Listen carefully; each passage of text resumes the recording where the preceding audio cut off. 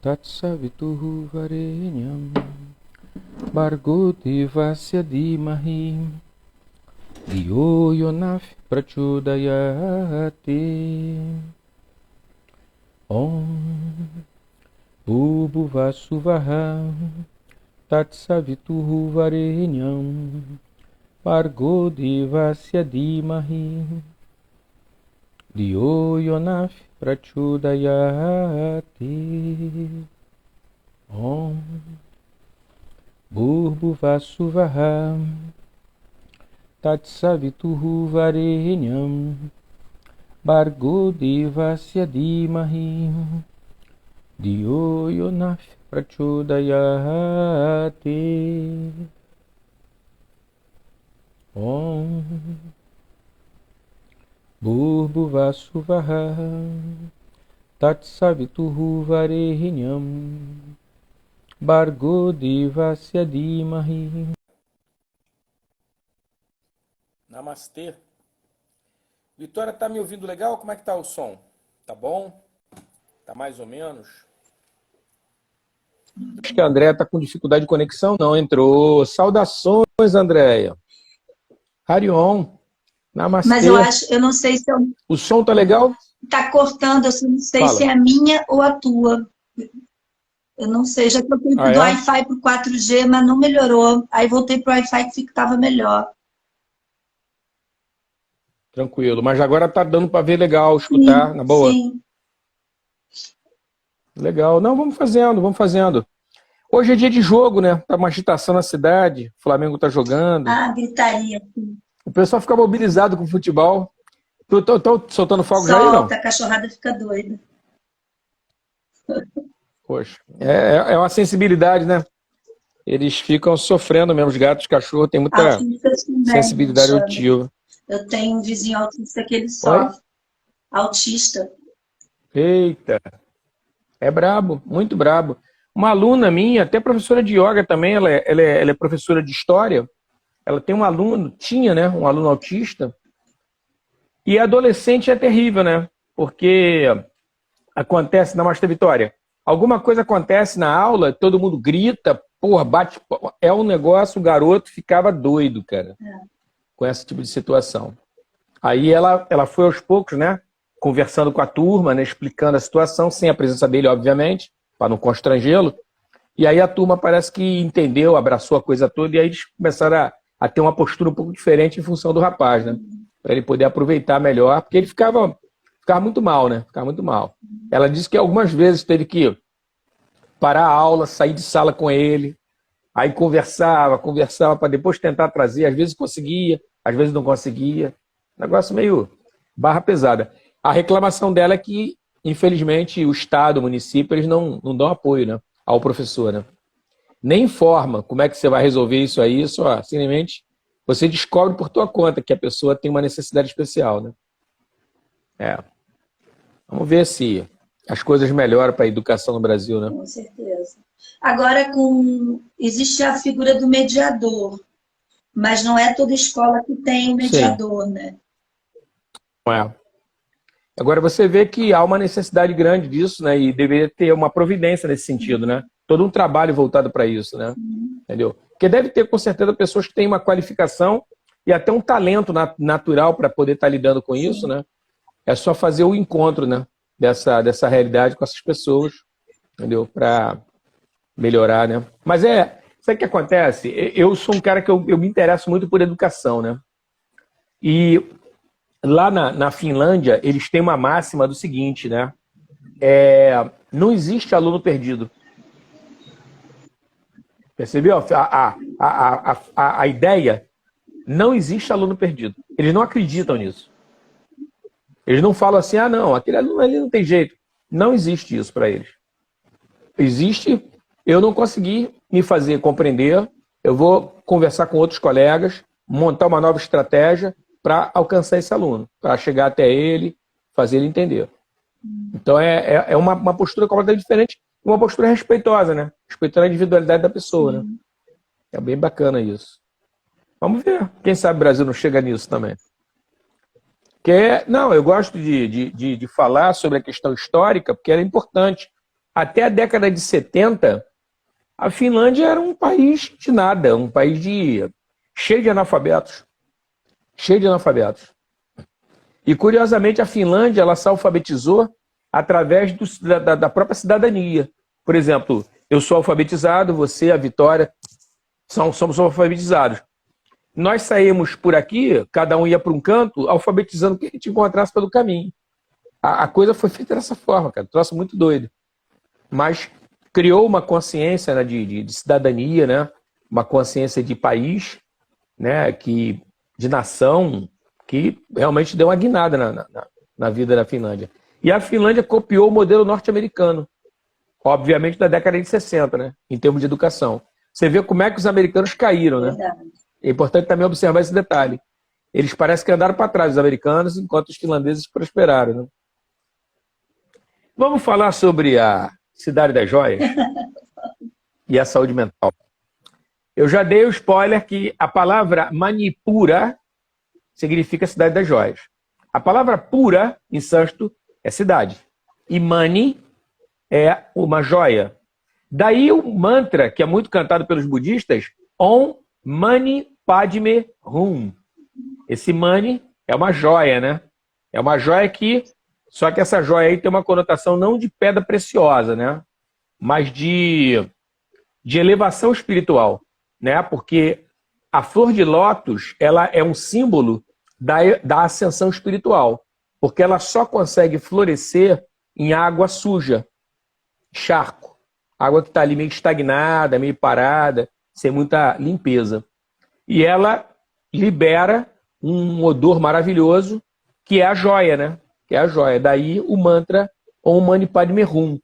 Antes que vocês me perguntem, eu já vou falando o que significa o Hum, que eu costumo até usar, só que eu não uso com a mesma conotação, né? Quando eu estou digitando no WhatsApp, outros aplicativos assim, o Hum que eu coloco não é Hum, é né? Uma interjeição. Mas o Hum, em sânscrito, significa uma expressão para você afastar mais vibrações. É uma forma de você afastar vibrações que não são simpáticas a você. Entendeu? Daí o mantra Om Mani Padme Hum. Esse Hum é essa interjeição. Foi? Sim. Olha só. Esse chakra chamado Manipura, ele fica no chamado de plexo solar. Só que o que acontece? Aqui no Ocidente, nós temos uma visão um pouco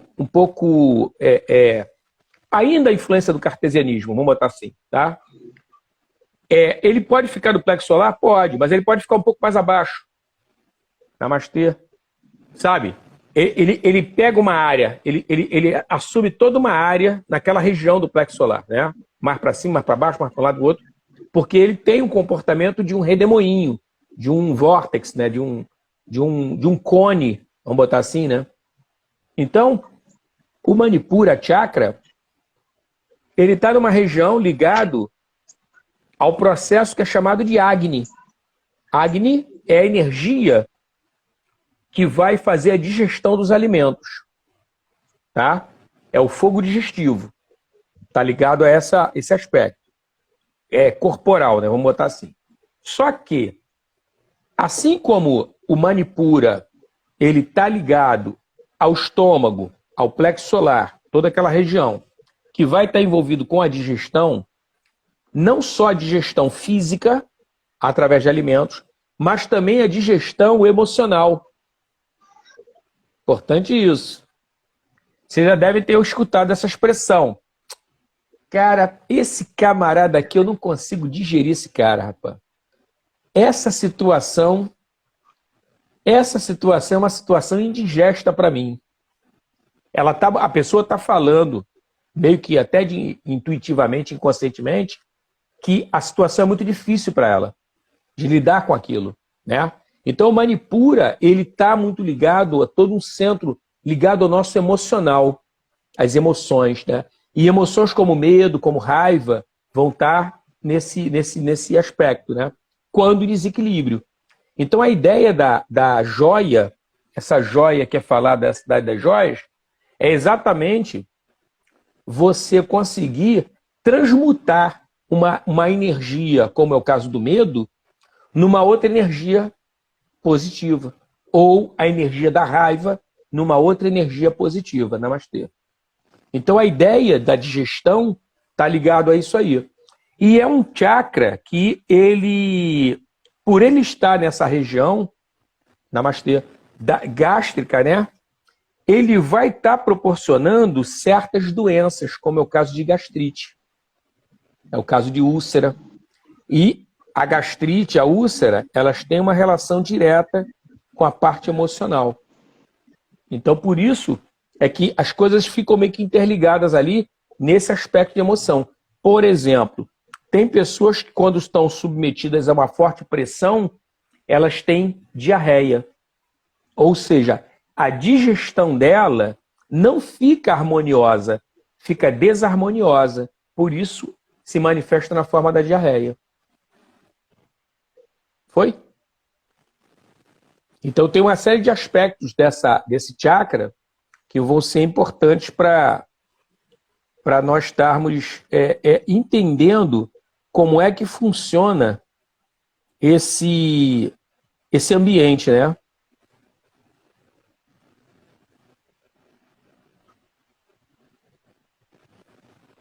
Então, ele está uma relação de dor e prazer, né? É uma característica desse chakra.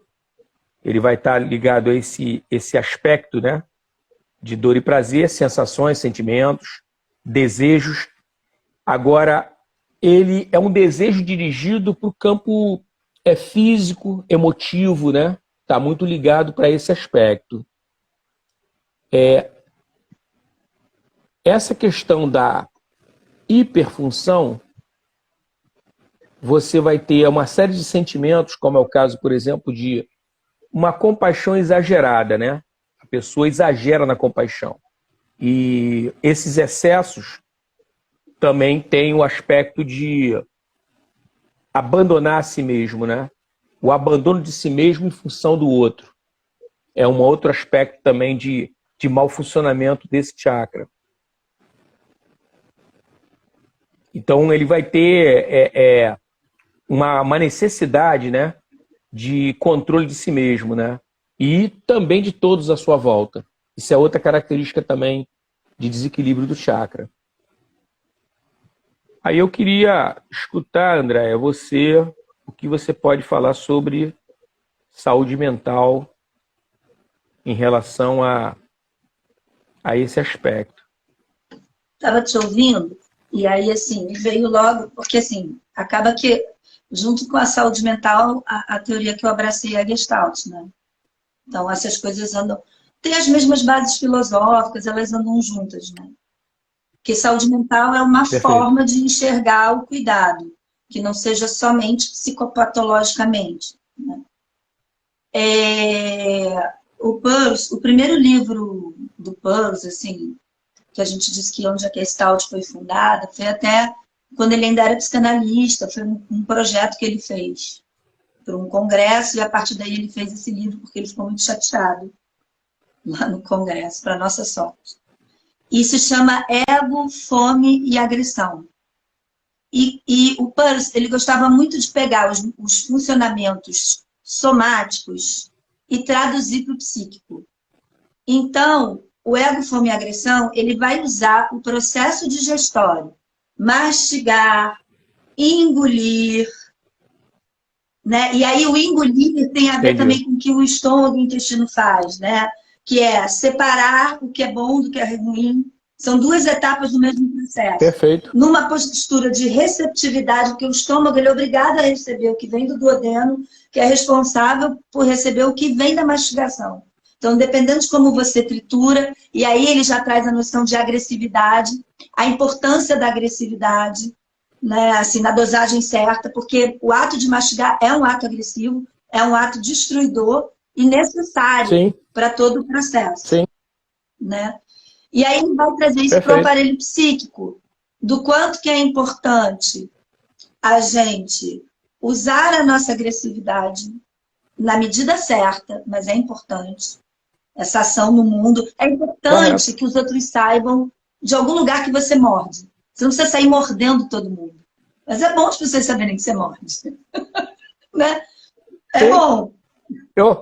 As pessoas, eu não sei se você sabe que meu signo é de peixe, eu nasci no signo de peixe. Aí as pessoas falam assim, pô, mas é peixe, né? Peixe é todo assim, né? Aí eu falo assim, ó, cuidado que tubarão é peixe. Verdade. Tubarão Golfinho morre. né? Mas tubarão também. É isso. Que é importante, né? Não é que você vai ter essa característica o tempo todo. Porque aí a gente entra até numa patologia, mas é importante.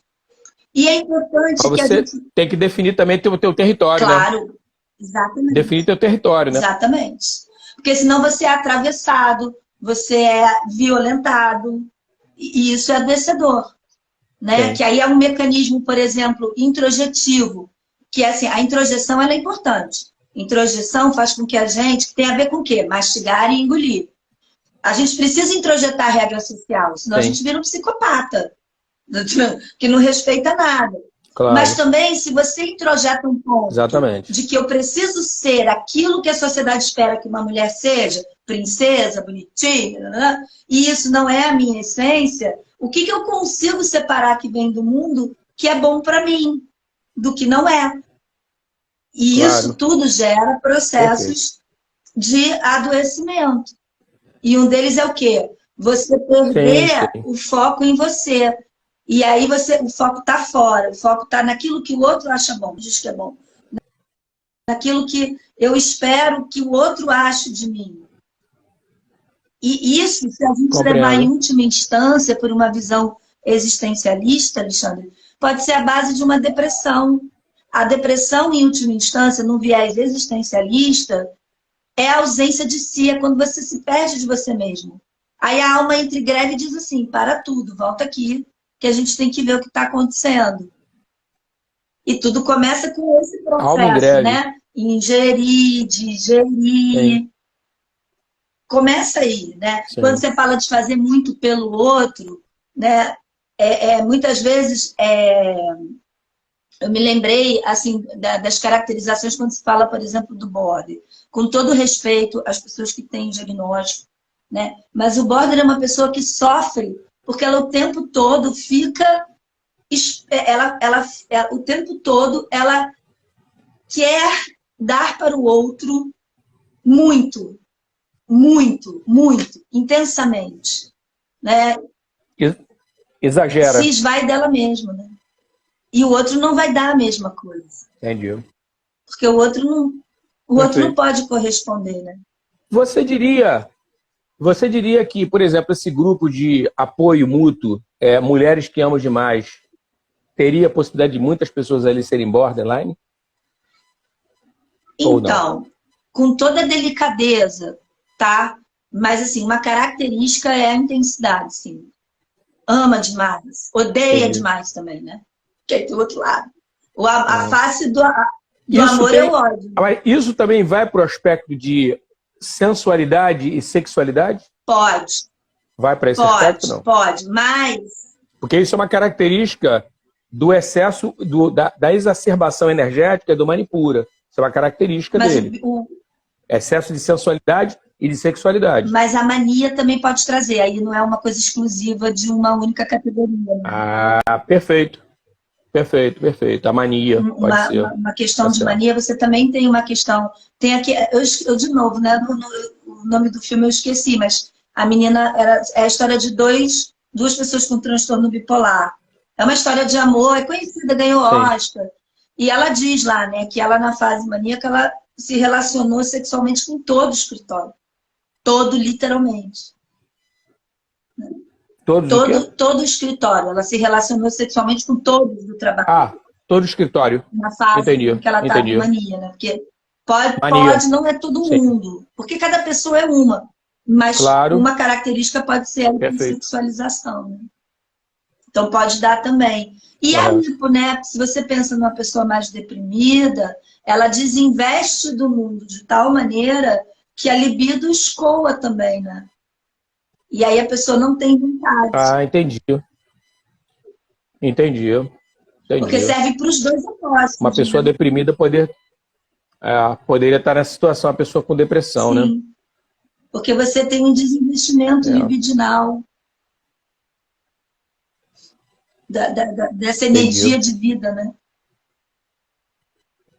Sim. É o que é o chamado de abandono de si mesmo, né? Se abandonar, né? Sim. Sim, mas começa por essa questão, né? Do que você está engolindo. Porque a gente brinca, né? Ah, engolir sapo, não sei o quê. Ok, tem Sim, situações na realidade da vida que a gente vai ter que engolir sapo. Mas quando isso é uma constante, quando você engole muito, e principalmente quando o que vem de fora é mais importante do que te provoca dentro, é que começa o problema. Porque aí você começa, aí é engolir, você nem mastiga. Você prejudica a tua agressividade. sim. Né? E aí você Perfeito. começa a Perfeito. não mastigar, engole bolo direto, aí já machuca duodeno. Pensa isso psiquicamente, é a Sim, mesma coisa, né? Sei lá, você para agradar bota sim. um sapato de salto agulha que você odeia, seu pé nem cabe.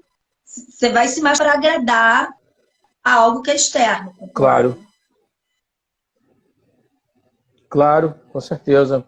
Uma coisa que eu estava conversando com os alunos, acho que foi ontem ou foi hoje, não lembro agora. Eu estava falando com eles, acho que foi hoje. Eu estava falando com eles sobre a questão, por exemplo, eu não consigo, não tenho facilidade de digerir milho, o alimento milho, né? E aí eu estava explicando para eles o seguinte: na visão do Ayurveda, da medicina da Índia, onde o yoga está inserido, o que ocorre é o seguinte: quando você não consegue digerir alguma coisa, independente da qualidade daquele alimento vai se tornar toxina para você, veneno, entendeu? Então ele vira ama, é chamado de ama, é uma toxina. Então eu tenho que prestar atenção, não é só no que eu como, mas na minha digestão. Ficou bem? Ficou legal? Entendeu? E aí eu estava até dando um exemplo sobre a questão que tem a ver com o que você falou. É a questão da quantidade de alimento. Porque, por exemplo, se eu como 2 conchas de feijão e não consigo digerir o feijão, é adequado eu tentar reduzir para 1,5 concha ou 1 concha e observar. Eu continuo não digerindo bem. Tem problema. Eu reduzo para meia concha de feijão. E testo. Pode ser que o meu limite seja meia concha de feijão. Meia concha de feijão eu consigo digerir. Aí não é veneno. Olha só. Não é veneno porque eu estou conseguindo digerir. Meia concha de feijão. 2 não. 2 é um excesso. Porque a diferença entre veneno e remédio é a dosagem. Tanto que uma pessoa pode até morrer de tanto medicamento que toma. Você não descarta. É remédio. Mas se for tomado em alta dose, ele pode virar veneno e pode até matar a pessoa. Né? Então isso também tem a ver com o que você falou sobre a questão de você engolir sapo de forma recorrente. É uma situação que você não consegue se livrar dela. Uma coisa é você, né, de vez em quando, pinta um sapo para você engolir. Mas sempre, aí complica, né? Fica muito complicado. E você falou uma coisa importante também, que também é uma questão da saúde mental, né? Ainda mais quando a gente pensa na Gestalt, na questão em saúde, né? E é assim, Sim, modular, quando você diz, né? 2 conchas de feijão para uma, para meia, você está modulando. Você não é porque assim, eu não me dei bem logo de primeiro que eu fecho a porta. Deixa eu modular, pode ser que com meia fique tudo certo e eu não perca ali aquela qualidade. Mas isso fala do quê? Da capacidade de sim, você se perceber, perceber o meio e fazer um diálogo do que é possível, né, das suas necessidades com aquilo que o meio pode te oferecer, que no caso é o feijão. Isso também serve para as questões psíquicas, né? É da ordem do saudável o não endurecimento. Eu posso querer uma coisa de um jeito, mas se ela vem de outro, eu posso experimentar, eu posso digerir, eu posso ver se funciona. Um fazer um ajuste. ajuste, uma modulação, Perfeito. né? A coisa pode não ser o que eu espero exatamente, mas eu posso ir negociando. Não preciso também abrir mão. Se não é Sim, desse jeito, não é de jeito nenhum. essa rigidez, ela fecha possibilidades. Tudo que fecha possibilidade é um critério de adoecimento. Você vai ficando rígido, né? Sim, perfeito. A fluidez é muito importante. Porque a gente se constitui na experiência. Eu só posso saber que eu sou Andréia, que eu gosto de banana, porque eu comi banana. Se eu não comi banana, eu não tenho como saber que eu gosto. Perfeito, perfeitamente. Perfeitamente. E uma coisa que eu ia comentar com você, que também está ligado a essa hiperenergização do Manipura Chakra, é uma tendência que a pessoa tem de negar ou mascarar necessidades e inseguranças. Entendeu? Quer dizer, eu vejo que para o relacionamento social ou afetivo, que seja, me remete àquela coisa do... Não, eu aguento, não, eu resolvo isso, eu supero. Para mim não tem problema nenhum. Estou tudo bem. Eu não sei se tem alguma coisa dentro da saúde mental que defina esse tipo de comportamento. Que isso está ligado à hiperenergização do Manipura Chakra. É uma espécie de autossuficiência forçada. Não é real ela. Ela pode se dizer até fictícia, mas até mentirosa.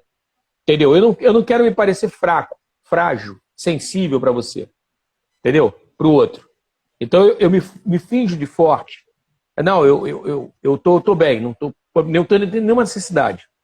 Seria uma coisa desse tipo. É tipo, eu me basto. Haja saúde mental para aguentar. Tipo assim, eu me basto, eu dou conta de tudo, Eu dou conta de tudo, exatamente. Exatamente. Isso está ligado a essa hiperenergização do Manipura Chakra. Entendeu? Que também, se você parar para analisar, a gente pode até pensar num ego exacerbado, né? Porque... Mesmo que seja uma coisa fictícia. Sim, porque me veio duas coisas. Uma é, assim, a gente tem na Gestalt o entendimento dos vários formatos importantes na relação com o mundo. Um deles é a introjeção, como eu tinha dito, né? Que a introjeção até um certo ponto, ela é importante até para a gente... Você tem que introjetar algumas regras básicas de sociedade, senão você não vai conseguir viver nela, por exemplo. Né?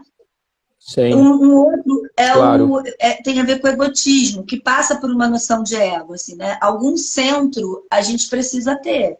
Alguma referência a gente precisa ter. Agora, quando essa referência se torna central, cristalizada, aí a gente pode pensar no ego, né? No ego que eu me basto, eu consigo, eu faço, eu não preciso de ninguém. E aí você já entra numa seara de adoecimento, né? Porque, assim, como não precisa de ninguém? Claro que precisa. Todos nós somos seres relacionais. A gente não vive sem relação. Né? Assim, sem relação com as pessoas. É da natureza humana. É da natureza humana. Aliás, a gente só sobreviveu até hoje porque os nossos antepassados andavam juntos, né? Descobriram o fogo e andavam juntos. Sim. Uma proteção mútua. Né? Senão a gente não estaria aqui hoje, por exemplo. Né? Com certeza. Agora, com certeza. Também tem, assim, eu acho que também num estado mais maníaco, a pessoa pode apresentar esse quadro no sentido de que eu consigo tudo, eu faço tudo, eu não corro risco de nada. Mas acho que são causas de raiz diferentes, um exemplo do outro, entendeu? Porque eu acho que Fala. A Luciana está fazendo uma pergunta aqui, como amenizar isso? Amenizar, né? Qual das coisas? A gente estava falando sobre a questão da exacerbação no comportamento. Me parece que foi isso. É isso, Luciana? A questão do exacerbação na questão da sensualidade e sexualidade por conta do chakra? Está em desequilíbrio? Eu não sei se é isso. Se for, vê bem, a visão do yoga ela é relativamente simples em relação a isso, né? Existem asanas que vão ajudar, e existem também pranayamas que vão ser muito úteis nesse sentido, né? Porque tanto o asana quanto o pranayama leva você para um estado alterado de consciência, se feito adequadamente, tá? Então, eu gosto muito de fazer uma correlação entre yoga e culinária. Se você fizer a receita direitinho, os ingredientes todos misturados, o forno, se for comida de forno, tiver também com a temperatura adequada, pré-aquecido e tudo, a comida vai sair legal. Então, a técnica, sendo bem feita, ela vai funcionar. Não existe dúvida. Comigo, se não funcionou é porque não foi feita de modo adequado. Eu gosto de frisar isso porque as tradições, tanto de Índia quanto de China, elas são milenares. Então, são testadas, retestadas ao longo de séculos e séculos. Por isso que eles chegam a esse ponto, entendeu? De falar, não, faz o pranayama tal que isso vai resolver. Aí, o restante tem a ver com a questão de paciência, né? No caso do Manipura, um pranayama bem simples, que é o Adama Pranayama. É a respiração diafragmática, que você faz na região do umbigo. É bem simples, né? Se tiver dificuldade para localizar essa respiração, na Escola Jaya, no YouTube, no canal, tem essa respiração lá, eu ensinando como é que se faz. Se tiver dificuldade para encontrar, deixa um telefone de contato no direct, manda pelo direct, que eu mando como fazer essa respiração para poder estar equilibrando o Manipura Chakra, tá? Não é uma coisa complicada não, agora tem que estar fazendo, né? Porque é importante isso. É diferente, por exemplo, quando você tem um caso agudo. Você está com uma dor de ouvido, você vai tomar um remédio ou bota alguma coisa no teu ouvido, resolveu. É diferente, muitas vezes é um processo. A pessoa às vezes já está com desequilíbrio, sei lá, há 3, 4, 5, 10 anos que a pessoa está com desequilíbrio. Então é importante ter uma dose de paciência para você ir trabalhando aos poucos o equilíbrio e mudando até você estar completamente equilibrado. Essa que é a ideia. Então é importante ter um pouco de paciência, mas seguir firme na prática, né? E eu não sei, André, se você queria falar alguma coisa a respeito disso, dessa questão da... Me parece ser isso, ela não falou mais nada, que seria talvez a questão de amenizar esse transtorno de uma sexualidade ou sensualidade exacerbada com um Gestalt, talvez. Então, assim, eu não sei. na verdade você estava falando e eu estava pensando algumas coisas aqui, que assim, eu acho que, né, tem a ver com a Gestalt, mas também tem a ver com o Yoga, que assim, eu acho que a gente vive uma sociedade hoje que é extremamente hedonista. É o sensorial, nesse sentido mais pueril, busca de satisfação imediata, cada vez mais, né? Tudo é uma satisfação imediata, as pessoas, né, querem já ganhar muito dinheiro, que já querem uma vida não sei o quê, já querem tudo que a rede social vende. Sim. E que é um recorte muito pequeno da realidade, porque eu nunca vi ninguém postar que domingo lindo, olha, pia de louça cheia. Ninguém faz isso, normalmente Não. É só coisa, só eu. Né? Ninguém tira uma foto logo que acorda, olha eu acordando. Você não vê, também faz parte da realidade. Eu vou fazer um comentário, que às vezes eu converso com os alunos. Quando você entra nessa seara de regressão, né, que as pessoas vão para outras vidas e tudo, já reparou que todo mundo é o príncipe, ou princesa, o duque. Você não tem ninguém, cara, você foi um mendigo, você foi um ladrão. Cara, porra, alguém tem que ser ladrão, alguém tem que ser mendigo, cara.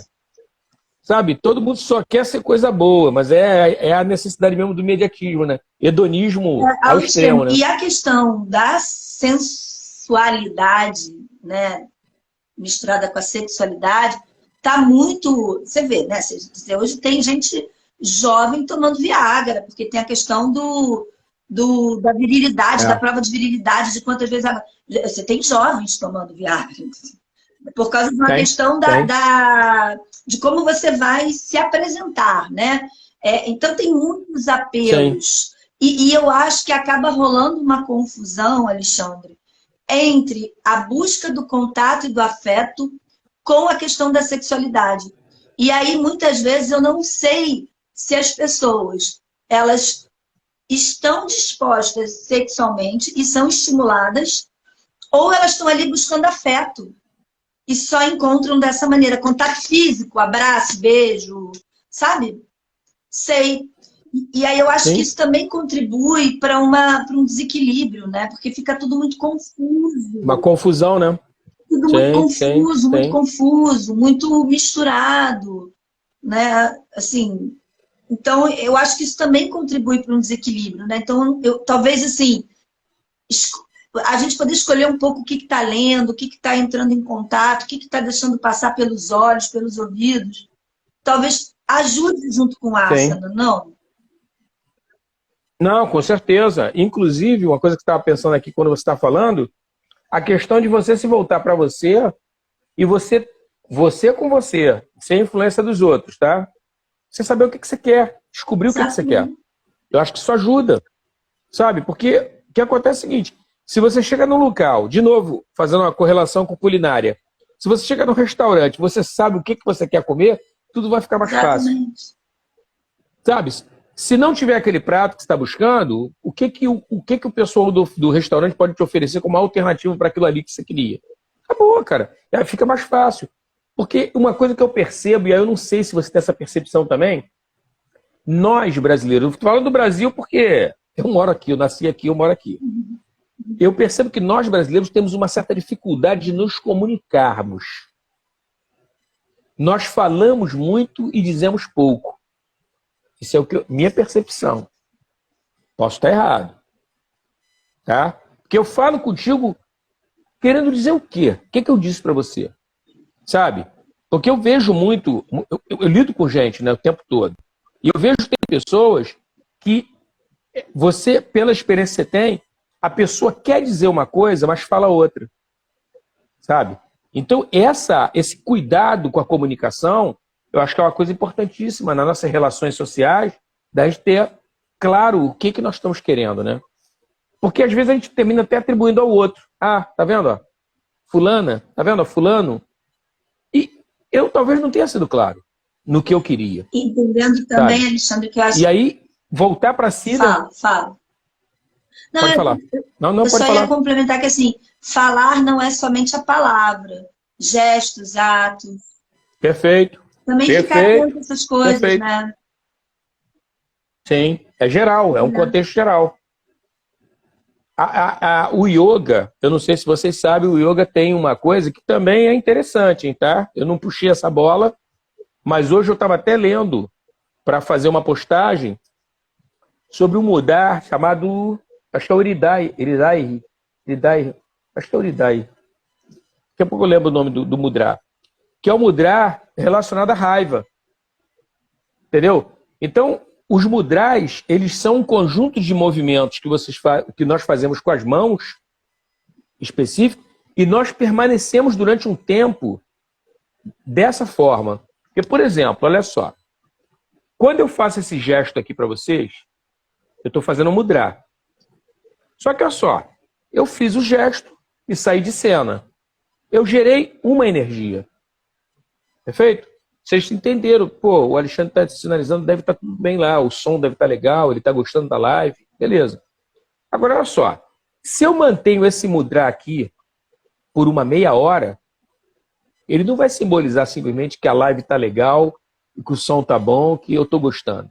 Ele vai gerar outras energias pelo fato de ele estar algum tempo já ali parado, naquela posição. Entendeu? Então, e tem um fator simbólico dos dedos, né? Cada dedo tem uma relação com chakra, cada dedo tem uma relação com o planeta. Então, esse universo de informações, elas estão contidas num determinado mudra. Por isso é que usa-se mudra, na visão do yoga, usa-se mudra para fazer tratamento de certos desequilíbrios, sejam físicos, sejam emocionais, psicológicos, através de mudras, entendeu? Até mesmo a questão de problemas cardíacos, né? A questão que você falou da depressão, as pessoas podem estar usando o mudra. E é um gesto que, pô, super discreto, você faz até um autotratamento, você, né? E você pode agregar ele a outras práticas. Por exemplo, você pode fazer esse mudra que você necessita na hora que você está fazendo pranayama. Por quê? Porque, poxa, você está fazendo captação de prana através da respiração. Se está chegando mais prana junto contigo e você está com o mudra ali, vamos tentar pensar no mudra como uma espécie de chave. Ora, ela está de um jeito e ela canaliza para um ponto, e quando eu desfaço, ela para de fazer isso. Então, eu tenho como estar canalizando essa energia que eu estou captando através da respiração para a minha necessidade naquele momento. Entendeu? Então, o mudra também é um trabalho extremamente poderoso. E você não precisa nem estar fazendo asana para estar fazendo mudra. Porque você vai precisar só das mãos, né? Entendeu? Uma coisa que eu estava pensando quando você estava falando, né, já que a gente está falando de saúde mental, é isso. A saúde mental ela não é só o escopo da psicopatologia. Né? A psicopatologia é um aspecto da saúde mental, que é quando a psique adoeceu. Né? Quando algo ali adoeceu. Lembrando que adoecimento e psicopatologia vieram no século XIX. Exatamente quando a sociedade começou a precisar medir comportamento. Né? Em última instância, tem a ver com controle de comportamento. Em última instância, muito geralzão, porque isso é o livro, são vários livros do Foucault que eu estou resumindo aqui numa live, né? Então, com todo cuidado. Tá. Mas, assim, a questão da saúde mental, ela passa muito por um equilíbrio que é próprio. É um equilibrar de pratos entre a demanda externa e a demanda interna. Né? Em algumas horas a demanda externa vai ser mais proeminente, algumas vezes vai ser mais a demanda interna. Tipo, às vezes você pode estar sem saco de levantar para ir trabalhar, mas você vai. Não dá para não ir trabalhar porque está sem saco, né? Por vários motivos, inclusive você vai deixar alguém sobrecarregado no trabalho. Então a demanda externa, ela vence a demanda interna, né? Assim, na hora da ação. Mas se você começa a trabalhar, né, sistematicamente, sem querer, sem gostar, infeliz, pensando assim, eu queria ser atropelado para não chegar no trabalho, aí já é um adoecimento, né? Com certeza. Por quê? Porque essa demanda externa está sufocando algo que você só consegue pensar, hein? Você não consegue dar o freio, você precisa que alguém te atropele. Aí já é um adoecimento. É complicado, né? Complicado. Uma coisa que eu ia perguntar a você, dentro desse contexto, que aí está ligado à hipoenergização, né? Tem um fator aí de a pessoa vivenciar certas situações e que vão dar uma coisa que é chamada de densidade sentimental, só que exacerbada. Então, de certo modo, raiva e arrogância estão relacionadas a esse tipo de aspecto, quando o Manipura está com baixa energia, né? E aí eu não sei se tem alguma coisa dentro da parte de saúde mental que vai estar falando sobre isso. Porque essa como é que se chama? Hipoenergização do Manipura, ela passa por um aspecto de consciência sensual e também de sentimental, né? E vai levar a pessoa para gozar aspectos físicos do ser amado. Entendeu? Isso é uma característica também.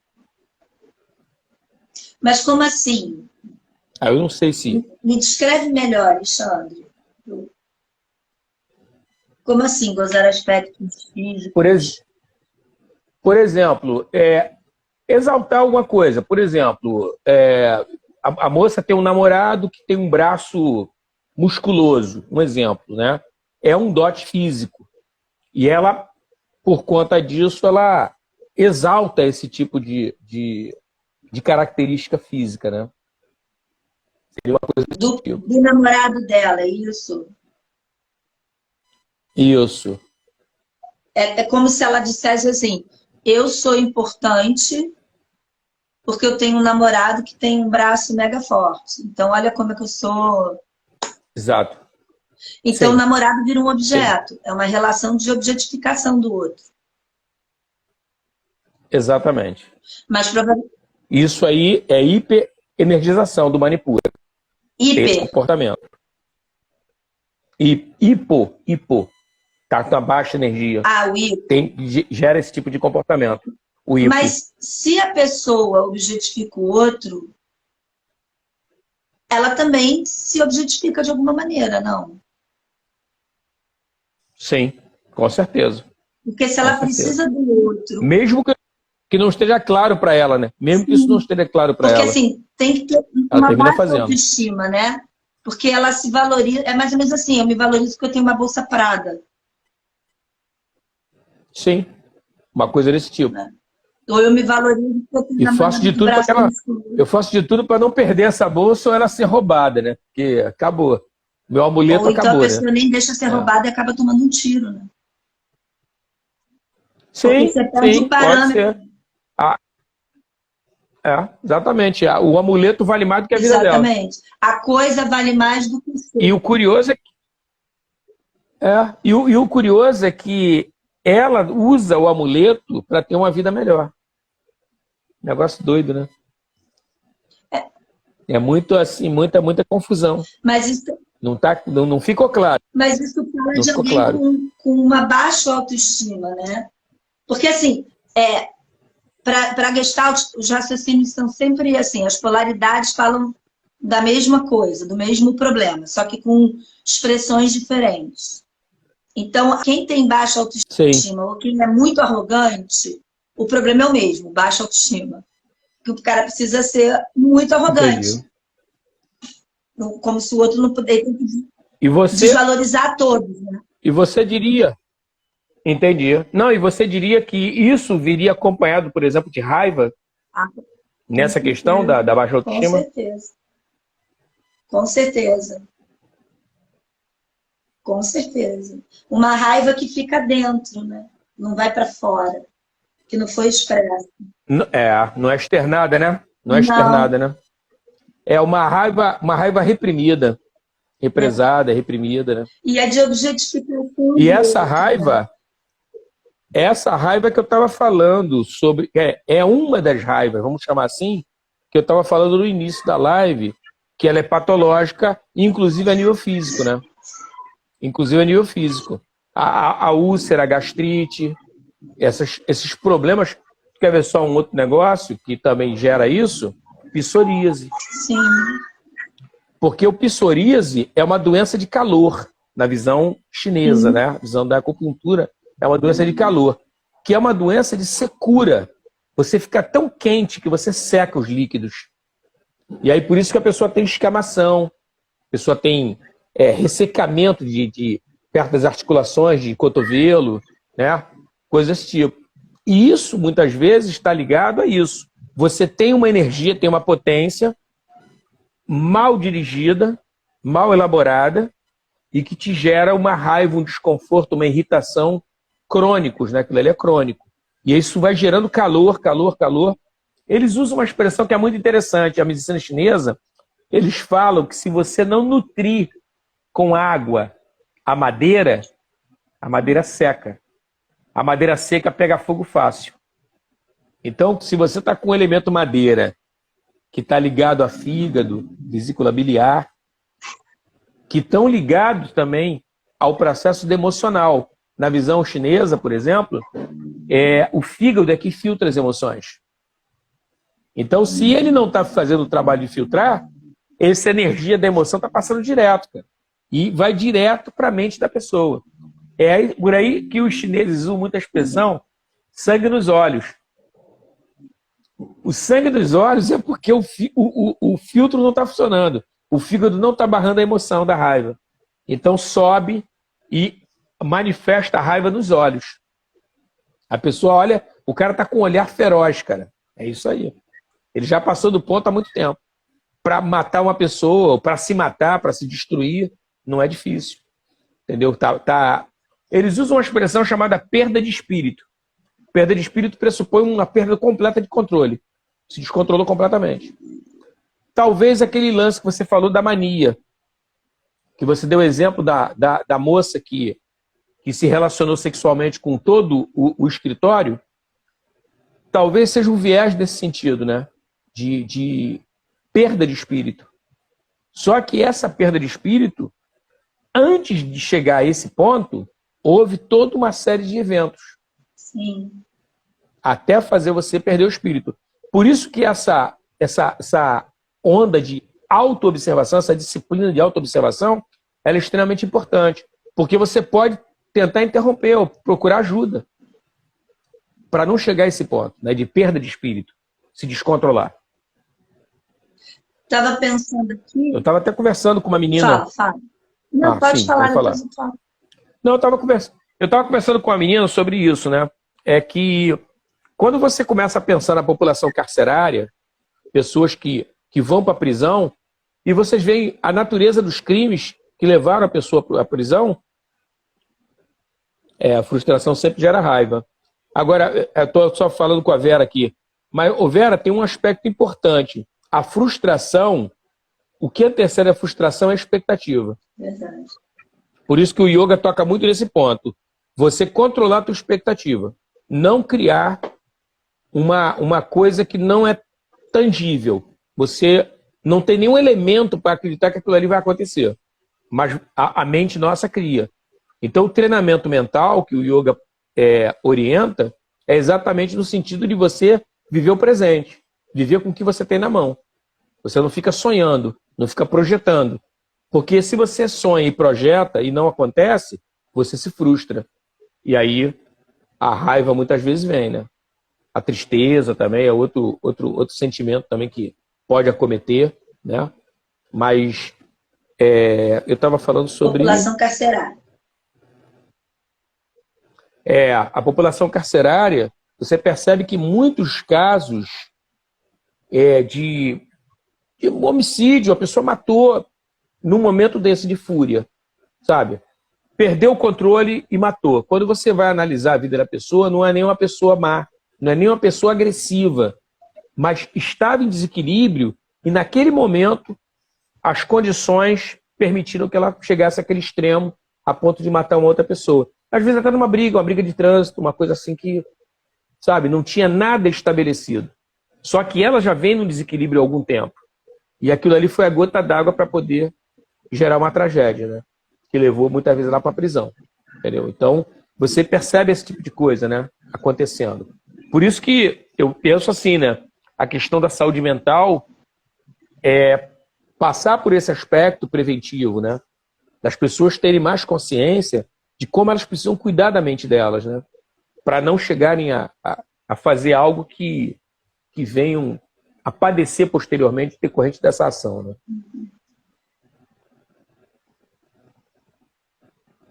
Estava pensando aqui que a sociedade da gente, ela tem uma característica, assim, ela elenca o que são os sentimentos bons e permitidos de se sentir, né? E os que são ruins e negativos que não se pode sentir.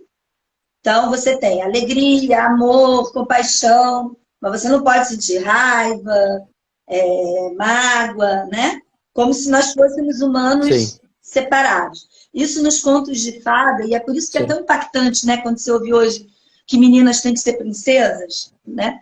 Porque as princesas, elas têm um lado. Elas amam, elas são compassivas, e as bruxas são as da raiva, né?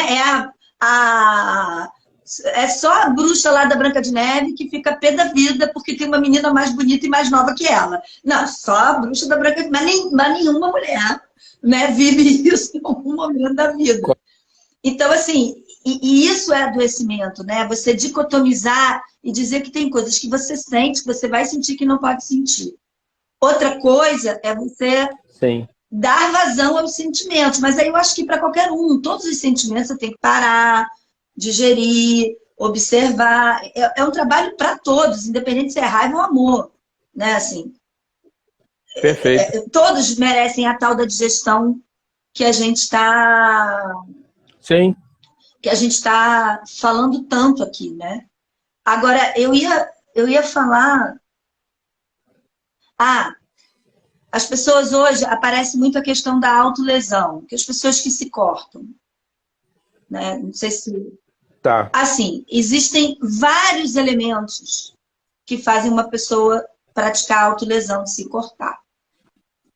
Um deles é essa raiva que está guardada, que a gente em Gestalt chama de retrofletida, e que precisa, porque é isso, tudo que guarda implode, precisa vir para fora de alguma maneira. E uma das maneiras, Sim. tipo assim, sentir raiva, eu não consigo externar, eu vou e me corto. Porque aí quando eu me corto, eu alivio aquele sentimento que está dentro. Então, assim, esse é um dos aspectos, né? São vários. Sim, não dá para dizer assim, então quem se corta tem raiva reprimida? Não. Porque cada história é uma história, tem vários. Entende? Sim, Mas sim. um dos elementos é esse. Vários detalhes. Certo. Um dos elementos é esse. É essa raiva, essa coisa que você não. Aí você bota para dentro de uma outra maneira, né? Se machucando. Você falou da psoríase, né? Que é o implodir também. Mas Sim. você tem esses movimentos, por Sim. exemplo, de autolesão, né? De corte. De certo modo, né, as doenças autoimunes cumprem um pouco esse papel, né? Porque é uma desorganização interna, né? Você não está bem. E vai ter que sair por algum lugar. Sim. A fibromialgia Talvez também, até né? A fibromialgia, que é o corpo todo que dói, quando você cutuca um pouquinho, pela Sim. mesma experiência que eu tenho, Sim. tem muitos afetos que ficaram presos nos músculos, sabe? É como se os afetos Sim. ficassem presos Sim. nos músculos.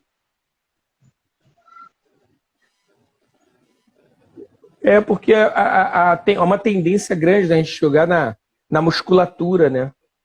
As dificuldades, os problemas, né? De solução, não solúveis, né? E tem um detalhe também, né? Essa urgência, né? Que às vezes o problema ele vai ter que ser resolvido num determinado período. A urgência está na minha cabeça. Aí eu pago o pato. É mais ou menos como o que eu falei para a Vera agora, a questão da frustração, né? Entendeu? Eu crio uma expectativa de algo que tem que ser feito em determinado período, e aí não sai esse algo. Eu já não me sinto muito bem comigo mesmo, porque eu acho que talvez eu não tenha feito o suficiente. Quer dizer, toda essa cobrança, né? Ela vai terminar indo para algum lugar, né? E a musculatura paga o preço, né? E também, mas é mais uma vez que o yoga ajuda, né? Com os asanas, você ir tomando consciência desse corpo e liberando esse corpo dessas tensões desnecessárias, né? E aí, nem só desnecessárias, até são patológicas, né? Estão enfermando o corpo, né? Sim. Porque quando eu começo a sentir dor, me incapacita, por exemplo, para fazer certas tarefas, certos trabalhos, viver, me divertir. Pô, tô numa festa, tô com uma dor tremenda nas costas. Quem é que fica bem numa festa dessa? Entendeu? Não era nem para eu estar nessa festa, era para estar, sei lá, recebendo uma massagem ou de repente tomando um relaxante muscular, alguma coisa do tipo. Entendeu? E, no entanto, a pessoa está na festa. E aí também tem isso, né? É um aspecto de autoabandono, né? E você se abandonar. Quer dizer, talvez um aspecto que você até falado, a minha dor não é tão importante. Né? Na realidade né? É extremamente importante. Minha dor não é importante, eu passo por cima dela e não me escuto, é uma, né? Agora, uma outra também eu não posso perder os eventos, porque assim, a gente também tem uma coisa hoje que assim, eu não sei se você já ouviu falar disso, mas eu já, pessoas que sentem necessidade de tirar férias das férias. Por causa das agendas de nunca ouvi falar férias. isso, não. Por causa de agenda de fim de semana. Precisa da segunda para descansar do fim de semana. Não, e quando me conta, eu fico zonza, porque 3 cafés da manhã nos mesmos horários, mais 4 almoços, mais 5 festas, mais o show de não sei quem. Isso existe. É uma... E aí, que horas você para? Que horas você está no lugar? Como é que você pode estar num lugar se você está pensando que você tem que estar no outro e ainda tem que chegar no outro? Porque todos você tem que estar. Todos. Isso é uma coisa... Isso é uma dissociação total, né? Oi? É uma dissociação completa, né? Você tá em todo lugar. Não é povo, né? Não dá para fazer isso. Mas o lazer vira um conjunto de obrigações. Uma pessoa... Não, tu quer ver só um negócio? Eu já conversei isso com os alunos. Tem gente que faz esse tipo de programa aqui. Não é programa de índio, que índio não faz isso. Né? Importante deixar claro. 25 países em 17 dias na Europa. Cara, tu vai aproveitar o quê, cara? Nada, nada, nada, nada. Passa os 17 países numa cidade que você eleja em qualquer lugar. Você vai conhecer até o feirante. Você vai conhecer até o feirante. Você vai conhecer o padre daquela capelinha. Você vai conhecer. 17 dias. Aí realmente você tirou férias, aproveitou, conheceu. Até guardou o aroma, né? O perfume do lugar, o cheiro do lugar. Mas depois que tu sentir o cheiro do lugar... Cara, esse cheiro é de Praga, da República Tcheca. Eu tive lá, eu lembro. Pô. Mas nunca dessa maneira, né? Essa coisa é superficial, né? É uma coisa meio pueril, né? É tudo na superfície, não aprofunda. Você falou, né? uma coisa importante, né? Que são os registros sensoriais que só são possíveis com o tempo. Com 17 dias num lugar, você consegue guardar os registros sensoriais do lugar. O cheiro, Exato. a cor, o som da cidade. Né? Esses registros sensoriais, eles ficam. Se você tem 17 dias para conhecer 25 países, não dá tempo, é só a mente, né? É só a mente, só a mente, só a mente. E foto, muita foto. E aí você acaba não estando, né? No estar, nesse estado de estar, de digerir, exatamente, do Manipura que a gente está falando, né? De digerir, de separar da experiência o que você vai levar, do que você não vai levar. Isso tudo... Aí as coisas acabam ficando meio iguais, talvez, até, né? Porque se você olha assim, você vê tudo mais ou menos igual. É tudo Europa, né? Assim, deve ter uma coisa mais ou menos. Claro, claro. E você falou da dor na festa, eu também me lembrei, assim, que isso também é uma questão de saúde mental, no entendimento da Gestalt. É importante que a gente faça um processo onde a gente faça todo o ciclo de contato até o fechamento do que a gente chama de figura. Por exemplo, começa lá no início. Eu sinto fome, eu sinto um borbulhar no meu estômago. Com a experiência que eu já tenho, eu sei que o borbulhar é fome. Então, opa, vou aqui parar a live para ver alguma coisa para comer, que eu tô com fome, parará, parará. Vou matar minha fome e aí eu volto. Isso é fechar a figura. Se eu fico aqui na live com a fome, não resolvo o meu problema da fome, porque eu não quero desagradar você, não quero pedir 5 minutos, eu não vou estar nem aqui com vocês e nem vou matar minha fome. Então eu acabo, e isso é um processo de adoecimento, porque acaba que tem uma coisa que é uma necessidade minha que está interferindo, eu não vou ter a mesma qualidade aqui, aqui, né? E também não vou satisfazer a minha necessidade. É que nem a história da dor. A pessoa vai estar na festa, mas ela não vai estar. Aí talvez até ela use o recurso de beber. Que aí é o quê? Quando você começa a usar recursos para amortecer, para poder dar conta, né? Então aí você bebe demais, você come demais, você toma remédio. Não, e outra coisa também, né? Tem um fator, essa questão que você até chamou de atenção no início, né? De você não desagradar o outro, né? Você, entendeu? Você está sempre se submetendo, se sacrificando. E, detalhe, não dá para culpar o outro, porque na realidade esse exagero é seu, né? Não é do outro. A bola está contigo. Que também, né? Se a gente pensar, é falta de maturidade, né? Emocional, né? De eu não saber o que eu quero e tá justificando através do outro, né? Ah, não, eu sou assim, eu me sacrifico porque fulano ou fulana precisa. Será que precisa? Talvez nunca nem tenha mencionado isso, seja uma coisa tua. Você quer dar, sabe? Você quer fazer o sacrifício, porque acha isso importante. Quando na realidade já é fruto do desequilíbrio, né? E é de se colocar num lugar de não se responsabilizar. Eu faço pelo outro, não é por mim. É por você. Porque um certo lugar de cuidado, muito extremado, faz com que você não olhe para a sua vida. Então você está com um monte de coisa aqui para resolver, eu não vou resolver não porque tem o outro. E a coisa aqui, e aí no final das contas você não resolveu por culpa do outro, não foi porque você não resolveu.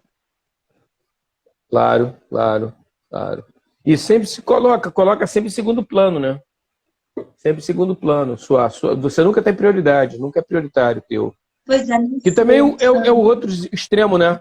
É o outro extremo também, né? Quando você coloca o teu sempre como prioridade, é o egoísmo, né? Você só vê o teu lado. Entendeu? Esse equilíbrio vai ter que rolar, vai ter que acontecer. Isso tem a ver com manicura Mas também, é aquele negócio também, né? Isso tem a ver com manicura. Tem a ver com manipura, o equilíbrio manipura. O manipura, ele vai dar uma questão emocional aí, no sentido de você estar monitorando o mundo exterior, o mundo interior, o tempo todo, sabe? Até que ponto eu tô, sabe, exigindo tanto do outro, até que ponto eu estou exigindo tanto de mim, ou eu estou exigindo só de mim, não exijo nada do outro, enfim. Ou eu não era nem para estar exigindo, vamos botar assim, era para estar só vivendo. Entendeu? Porque tem isso também, né? A pessoa muitas vezes começa a elaborar tanto, elaborar, que ela deixa de viver, né? Ela vive só elaborando. Então até esse equilíbrio também a pessoa tem que procurar ter. Para a pessoa não perder a mão. E é prática, né? É exercício, né? E reflexão, né? Analisar, refletir. Entendeu? E sempre, isso é uma coisa que há uma diferenciação, né? Na questão do Oriente e Ocidente, na questão da doença e da saúde, né? Na Índia, eles têm como finalidade a saúde, não a doença. No Ocidente, aqui nós pontuamos muita doença, né? Não a saúde. Então, eles falam, olha, por exemplo, vou dar um exemplo aqui para vocês dentro do yoga. Se você não faz cocô todo dia, você já é doente. Aí você fala assim, pô, mas eu... Aí, mas olha só, então eu tô bem, né? Eu tô bem, porque eu faço cocô todo dia, né? Um exemplo. Aí vem uma outra pergunta, um outro comentário. Se você faz cocô menos do que o número de refeições que você ingere naquele dia, você já está doente também. Está menos doente do que quem não faz, mas está doente também. Entendeu? Então, começa-se a refinar, não para o lado da doença, mas para o lado da saúde. Então, o ideal é o quê? Pô, cara, eu defecar o número de refeições que eu faça no dia. Isso é o adequado. E aí, eu tenho que monitorar esse resultado da digestão, que são as minhas fezes. Eu tenho que monitorar isso. Até para que, se eu realmente tiver um problema mais grave, eu tenho como relatar como é que eu estou, o que eu estou sentindo, como é que está a minha digestão. Né? E pensar que digestão não é só a alimentação, né? A digestão tem a ver com aquilo que nós falamos no início. Todo o meu estado emocional faz parte do meu metabolismo, que faz parte da minha digestão. Não é uma coisa só ligada à comida, mas também é o meu emocional. Esse processo acontece.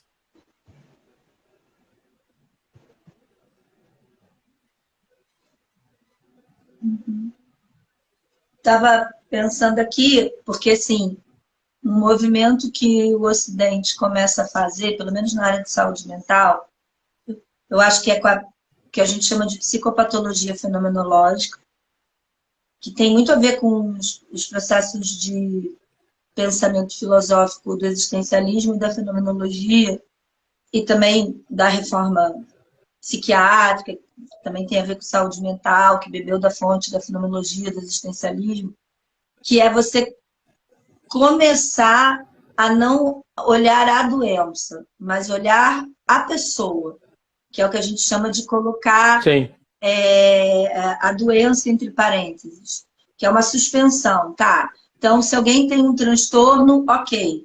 Mas quem é essa pessoa? Tem uma história.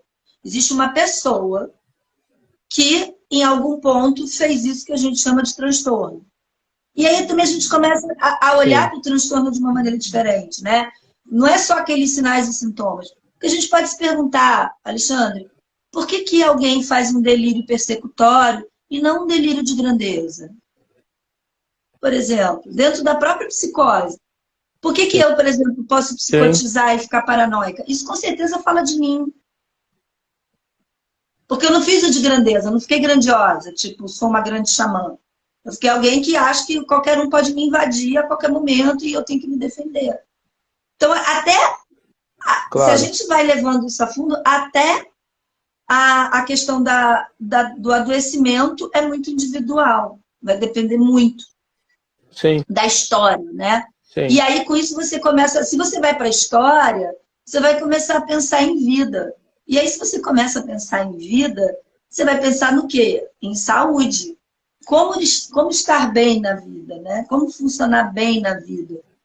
Não num sentido fechado, né? De certo e errado, mas para aquela pessoa. Né? Que é isso, cada um vai ter um modo de digerir, vai ter um modo... O que é bom para mim não vai ser bom para você, em termos de alimentação, acredito eu. Vai ter alguma particularidade que vai ser diferente, com certeza, né? É aquilo que eu falei até no início do milho, né? Tem pessoas que digerem milho com uma maravilha, né? Ficam bem pra caramba. Tem outras pessoas que não. O milho é super saudável? Sim, o milho é super saudável, mas as pessoas não digerem, não são iguais, né?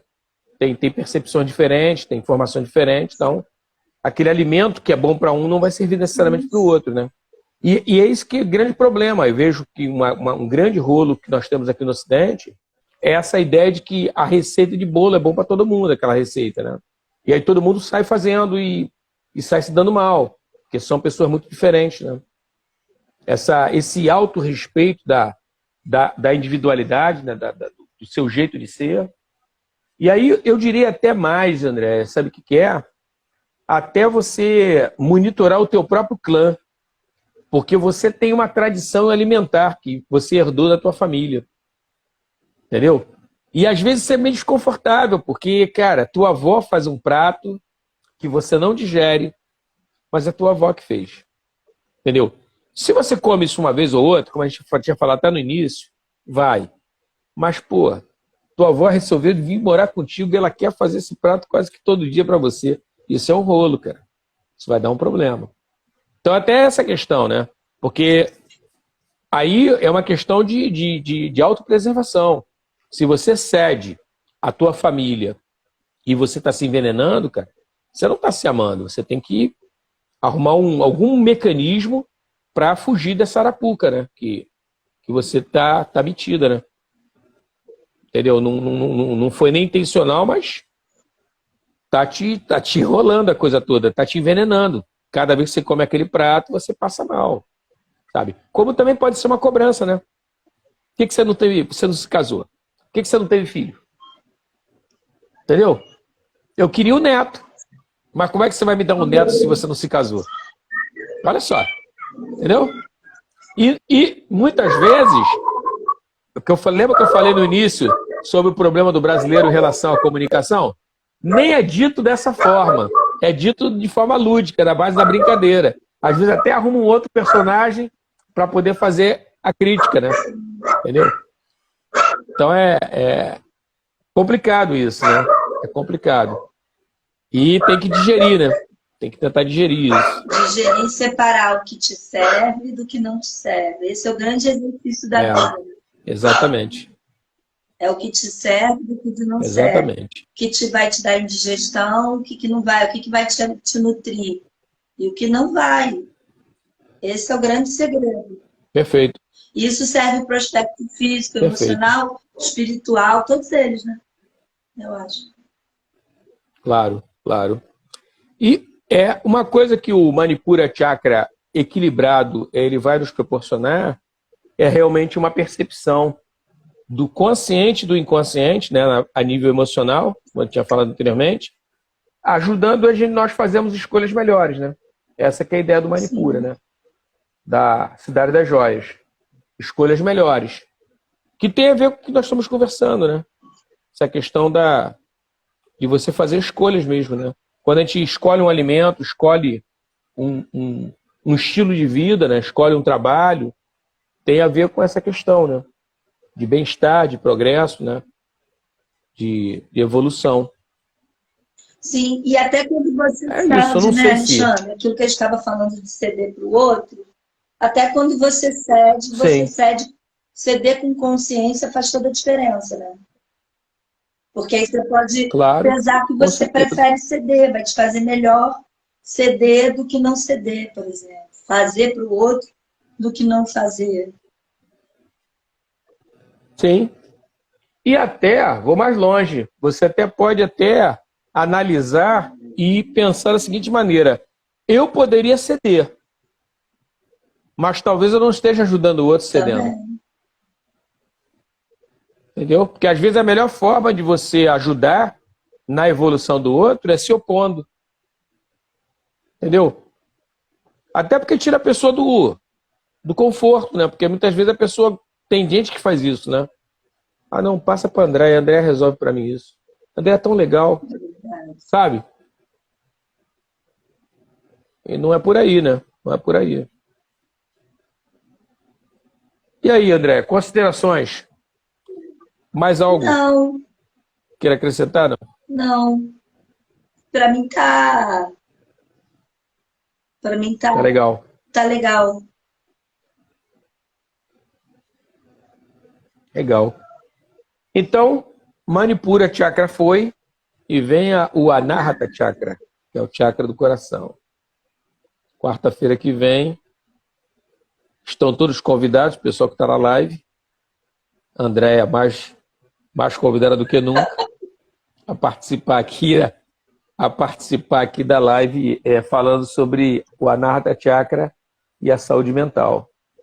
É porque realmente nós estamos vivendo períodos difíceis, né? É um período difícil. A saúde mental está precisando de ajuda, precisa de ajuda. E nem pode ajudar muito, porque tem gente que está tão tensa, tão irritada, tão nervosa, tão raivosa, que às vezes não dá nem para tu ajudar, não dá nem para dar um papo. Não. Melhor ficar só olhando e aconselhar. Faz um pranayama.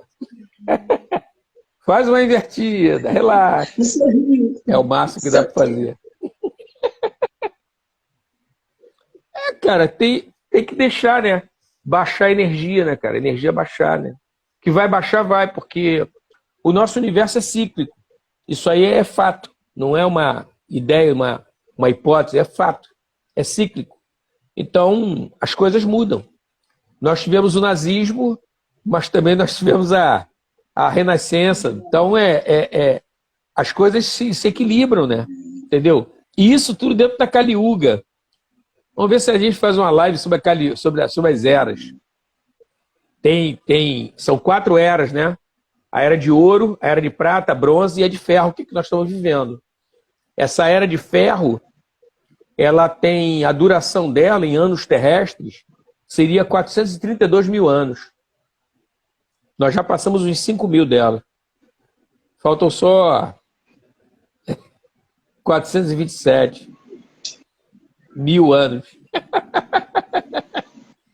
A gente vai nascer outras vezes e vamos estar dentro da era de ferro ainda. Mas para quem não tem pressa, tá tudo tranquilo.